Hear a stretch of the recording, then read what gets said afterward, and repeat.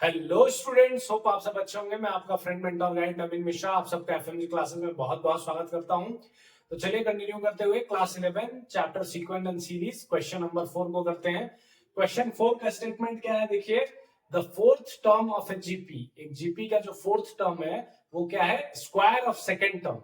Fourth term जो है वो सेकेंड टर्म का स्क्वायर के बराबर है। And the first term is -3। पहला जो टर्म है वो क्या है, -3 है।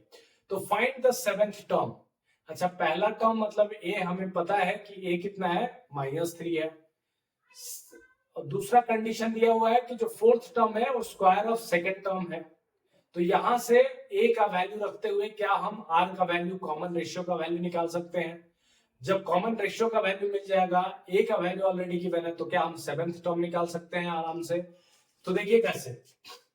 सबसे पहले तो बोल रहे हैं कि फोर्थ टर्म जो है square of its second term, मतलब A4 जो है वो A2 का स्क्वायर है। क्या है, A2 का स्क्वायर है। अच्छा, हम जीपी में जब हमने सीखा था तो हमने क्या सीखा था, पहला टर्म ए, दूसरा टर्म ए आर, तीसरा term A R square, A R cube, like that. ठीक है। तो वो कैसे ये निकलता है, तो nth टर्म का जो हमारे पास फॉर्मूला होता है an ए आर n -1। जो भी टर्म रहेगा 3 रहेगा तो 3 - 1 2 हो जाएगा। तो थर्ड टर्म क्या हो जाएगा, AR2।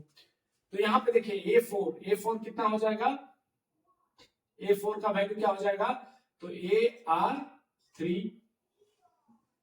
फोर्थ टर्म क्या हो जाएगा, फोर्थ टर्म का हमारे पास फॉर्मूला क्या रहता है, ARn-1। चलिए यहाँ पे हम n-1 लिख लेते हैं। और n के बदले में क्या है, ये किसके बराबर है, AR अगेन n-1 का स्क्वायर।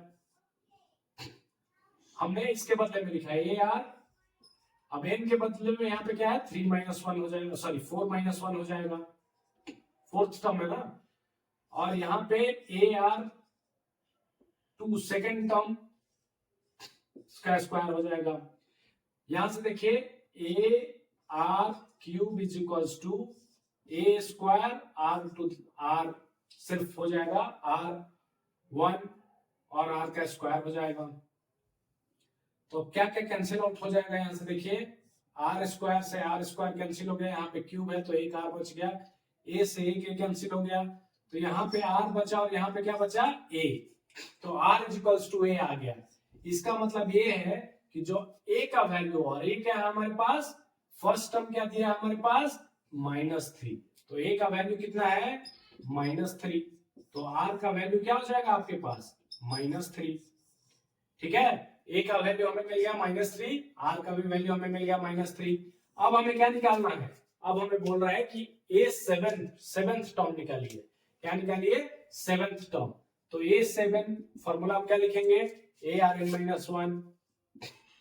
nth टर्म का सेम फॉर्मूला होता है AR⁻7 - 1, मतलब AR6।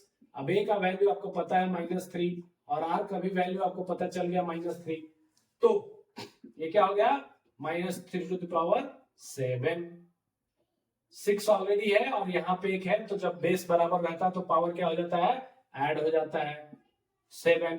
अब 7 क्या है, ऑड है, तो जो भी वैल्यू आएगा वो नेगेटिव वैल्यू आएगा। तो A7 क्या हो जाएगा, जब आप मल्टीप्लाई करेंगे 3 को 7 टाइम्स तो 2187 इसका आंसर आ जाएगा आपको। ठीक है, तो ये 7th टर्म निकल गया। काफी आसान क्वेश्चन था, सिर्फ हमने जो स्टेटमेंट था उसी को किया। बोला स्टेटमेंट में ये क्लियर बोला है कि जो फोर्थ टर्म है वो क्या है, square of its second term.